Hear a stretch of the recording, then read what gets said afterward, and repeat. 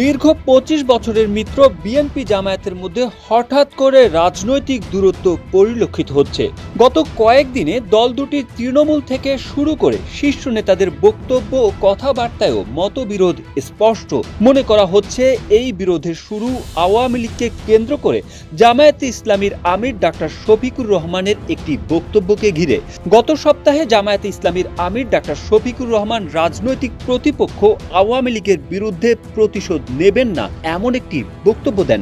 জামায়াতের আমিরের এই বক্তব্য নিয়ে তীব্র প্রতিক্রিয়া দেখায় বিএনপি। এর আগে ভারতের সঙ্গে সম্পর্ক নিয়ে গত ২৮ আগস্ট সাংবাদিকদের সঙ্গে আলাদা এক অনুষ্ঠানে কথা বলেন জামায়াতের আমির। সেখানে দলীয় নেতাকর্মীদের উদ্দেশ্যে তিনি বলেন, আমরা সবার সঙ্গে বন্ধুত্ব চাই, বন্ধুত্বপূর্ণ ও সহযোগী দেশ আমাদের খুবই প্রয়োজন। প্রতিবেশী বদলানো যায় না, আপনারা বদলানোর চিন্তা করেন কেন? জামায়াতের আমিরের এসব বক্তব্যে তীব্র অসন্তোষ দেখা দেয় বিএনপিতে।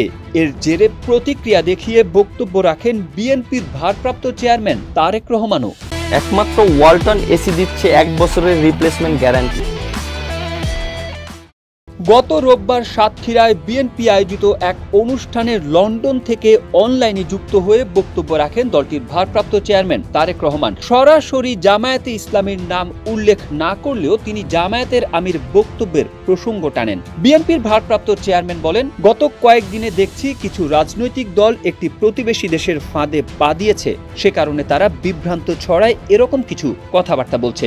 এমন অবস্থায় নেতাকর্মীদের সজাগ থাকারও আহ্বান জানিয়েছেন বিএনপি নেতা তারেক রহমান। জামায়াতের আমিরের এসব বক্তব্যের জবাব দিতে দেখা গেছে বিএনপির সিনিয়র যুগ্ম মহাসচিব রুহুল কবির রিজভীকেও।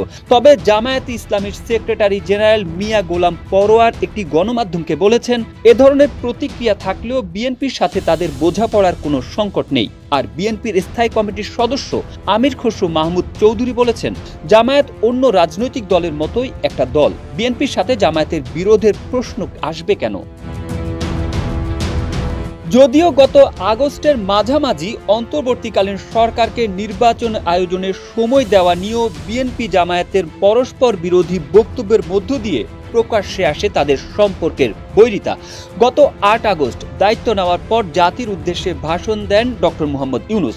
সেই ভাষণে জাতীয় নির্বাচন কবে হবে কিংবা নির্বাচন কতদিন পর হতে পারে এমন কোনো বিষয়ে স্পষ্ট বার্তা ছিল না, যে কারণে এই বক্তব্য নিয়ে প্রতিক্রিয়া জানিয়েছিল বিএনপি।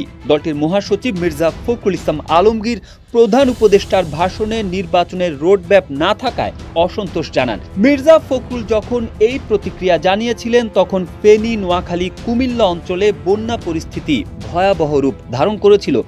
এমন অবস্থায় বিএনপি মহাসচিবের বক্তব্যের সমালোচনা করে জামায়াতের আমির শফিকুর রহমান বলেন, এখনো শত শত মানুষ হাসপাতালের বিছানায় কাতরাচ্ছে, রক্তের দাগ মোছেনি, বন্যায় দেশ আক্রান্ত।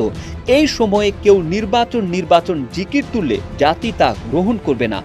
জামায়াত নেতার এই বক্তব্য ভালোভাবে নেয়নি বিএনপি। পরে এর জবাবে দলটির মহাসচিব মির্জা ফখরুল বলেন, যাদের জনসমর্থন নেই তারা এ ধরনের বিভিন্ন চিন্তা ভাবনা করে। আমি কোনো দলের নাম বলছি না, যাদের ভোটে জয়ের সামর্থ্য নেই তারাই নির্বাচনের বিরুদ্ধে। গত ৫ই আগস্ট শেখ হাসিনার সরকার পতনের পরই সশস্ত্র বাহিনীর সাথে বৈঠক, নতুন সরকার গঠন প্রক্রিয়া কিংবা শপথ গ্রহণ অনুষ্ঠান সব জায়গায় বিএনপি ও জামায়াত একই সাথে অংশ নিয়েছে। কিন্তু ১ মাসের মাথায় নানা ইস্যুতে দল দুটির মতবিরোধ রাজনীতির মাঠে আলোচনার অন্যতম বিষয় হয়ে দাঁড়িয়েছে। রাজনৈতিক বিশ্লেষকরা মনে করেন, দেশের পরিবর্তিত রাজনৈতিক প্রেক্ষাপটের কারণে দল দুটির মধ্যে দূরত্ব বাড়ছে। ইসলামী দলগুলোর সাথে জামায়াতের ঐক্যের বিষয়টিও দুই দলের মধ্যে টানাপোড়েনের আরেকটা অন্যতম কারণ। ইসলামী দলগুলো নিয়ে জামায়াতের ঐক্য হলে বিএনপির সাথে তাদের রাজনৈতিক বোঝাপড়ার প্রশ্ন চলে আসবে।